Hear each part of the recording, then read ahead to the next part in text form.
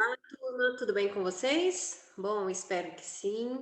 Essa aula que eu estou gravando se trata aí da oficina de comunicação e linguagem. Nós iniciamos uma aula só dessa oficina, nós iríamos fazer no mês aí de maio, né? Porém, devido à questão de que no mês de maio a gente trabalha sobre o tema enfrentamento à violência sexual infantil, então eu tive que prorrogar aí o restante dessa aula, que é da oficina de comunicação e linguagem, para agora o fim de maio, para essa última semana, início, na verdade, de junho, e o mês de junho a gente vai falar sobre essa oficina comunicação e linguagem, certo?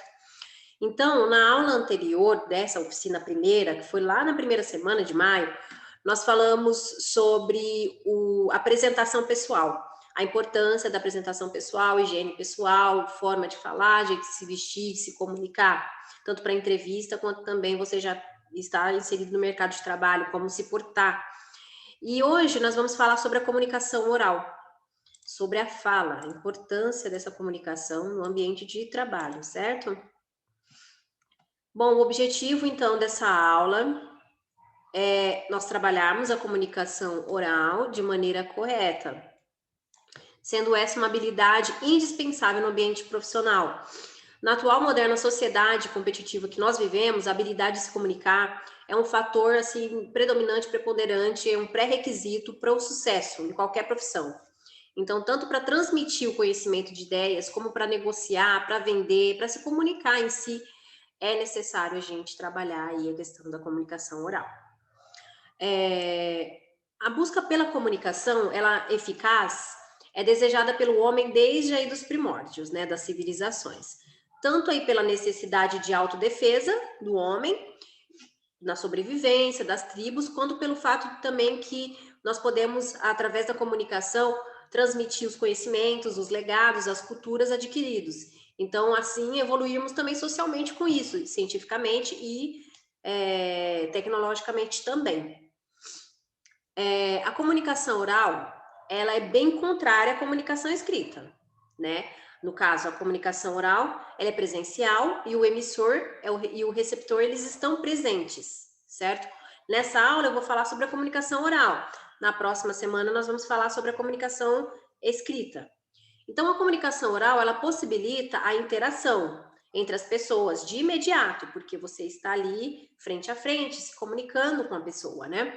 A comunicação é uma das principais competências necessárias a todos do ser humano, principalmente no mundo em que se vive, numa época de constante mudança, em que as empresas dão cada vez mais valor a isso. Então, é uma competência fundamental para o profissional que quer aí obter sucesso no mercado de trabalho. Então, trabalharmos a comunicação, como eu disse lá de início, é indispensável. A gente precisa mudar a forma de nos comunicarmos, de falarmos, tanto ali da empresa quanto também no dia a dia. Isso vai nos evoluir socialmente. Existe uma questão que na comunicação ela acaba ali, podemos dizer, sendo inseridas, que faz parte da comunicação, que são as variações linguísticas, né? E o que é então variação linguística? A variação linguística são diferenças que uma mesma língua apresenta quando ela é utilizada. Então, de acordo aí com a sociedade, com a cultura regional, com as histórias de determinada sociedade, determinada comunidade, de determinado povo, existe uma variação linguística. Existe uma forma diferente de falar uma mesma língua, né? Então, aqui a gente vê no Brasil. O Brasil é um país extremamente assim, existem muitas variações linguísticas.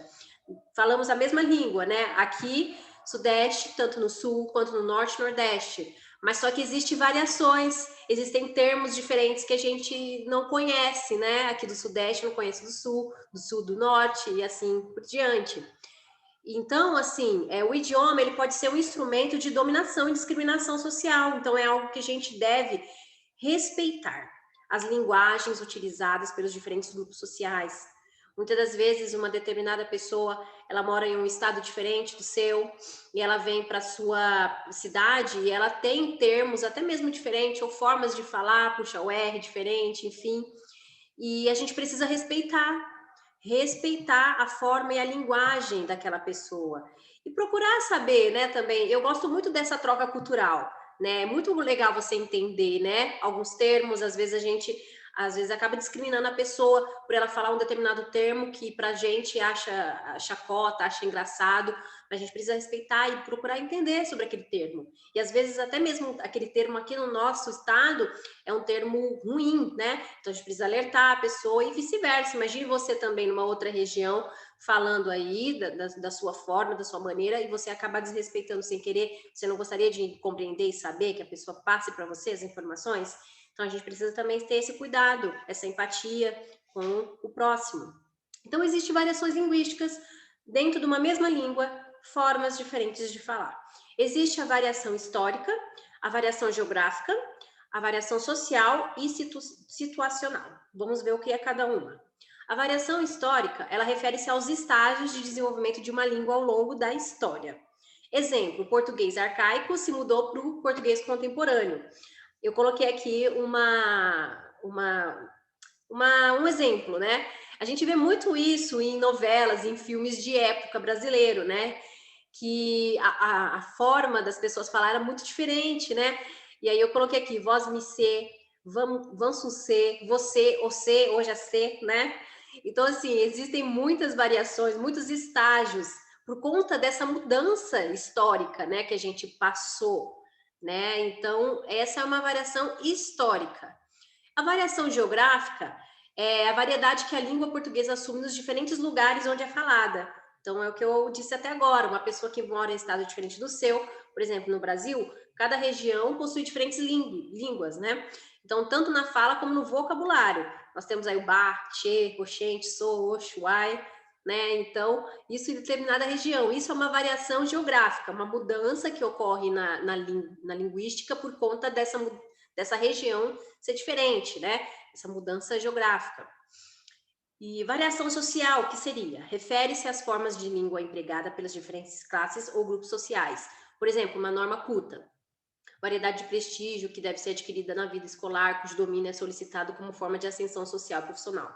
A variação social é algo que, no caso, eu trabalho com vocês, que é a necessidade da gente mudar a nossa forma de falar, né? Porque vocês vão entrar no mercado de trabalho, então ali no mercado de trabalho exige uma norma culta, uma fala culta. Então, você não tem como fazer uma tratativa assim como você tem no seu dia a dia com seus amigos, com a sua família, da mesma forma que você vai tratar o seu chefe, uma linguagem diferente, né?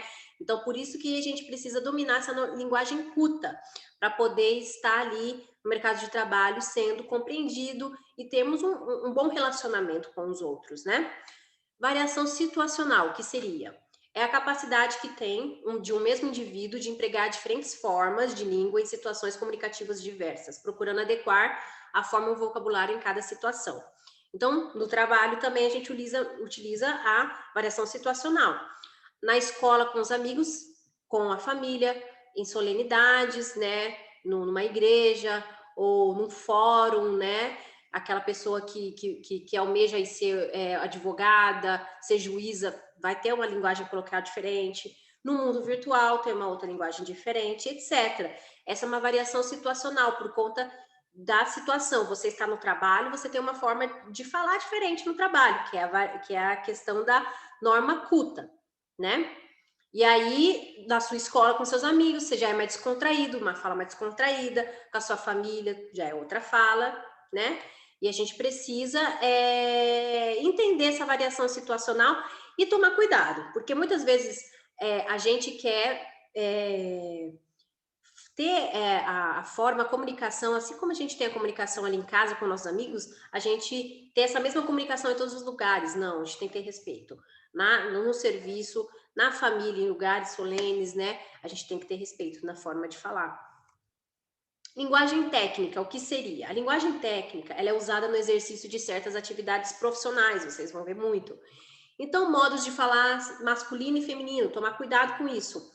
Marcas na língua que expressam modos próprios da fala masculina ou feminina.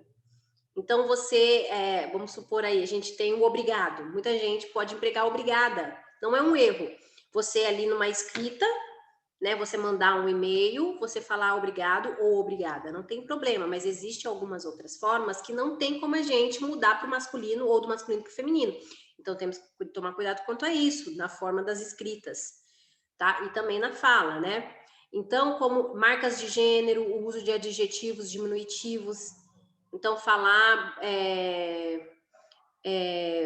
pequenininho, sabe? Palavrinhas assim que acaba empobrecendo o vocabulário. Ainda mais vocês que vão mexer na parte administrativa com e-mail, mandar e-mail, enfim, tem que tomar cuidado com isso. Gírias, de maneira alguma ali no mercado de trabalho a gente deve utilizar elas. Formas de língua que certos grupos desenvolvem como um código para a comunicação entre si e para evitar compreensão por parte também daqueles que não pertencem ao grupo. Então, as gírias também são usadas para isso, né? Porque um outro grupo não conhece os termos que você vai utilizar, então meio que ali algo entre aquele grupo, né? Então tem ali rola, é nóis, sou, demorou, né? Algumas palavras que a gente utiliza, que as pessoas utilizam às vezes na linguagem com os amigos, que é a tal da linguagem da variação situacional, e a gente acaba utilizando ali no mercado de trabalho. Tomar cuidado, não há necessidade, não deve ser utilizado no mercado de trabalho esse tipo de linguagem, tá? Tem que ter linguagem técnica, a linguagem culta, né? Então, outra coisa também que vocês veem aqui na imagem, no e-mail, quando vocês vão mandar, ou até mesmo quando vocês forem conversar com uma pessoa, né? Tipo, então, bem, sabe? Mudar as formas como você preste atenção, fala sim ou não, não, não, fala sim ou não. Então, tem que tomar cuidado com isso. Considerações finais. Através da comunicação, uma pessoa pode conseguir com maior facilidade o que deseja, dentro ou fora de uma empresa. Se a mesma conhecer e souber como utilizar melhor as ferramentas nela existente, no caso, ela vai ganhar muito com isso. Se a pessoa ela conseguir pegar essas ferramentas dentro da empresa, as linguagens, né, a licuta, você vai conseguir se desenvolver ali dentro e chamar atenção também, né? Nossa, que jovem, educado, na forma de tratar a gente, né? Chega ali naquele lugar, dá um bom dia, boa tarde, com licença, pois não, no que posso ajudar, né? Palavras assim chaves, né? Nós gostaríamos de apresentar um estudo dos principais instrumentos utilizados hoje por uma organização e apresentá-los nesta, aí no caso, monografia, né? Nessa conclusão aí de curso que vocês estão tendo, tá?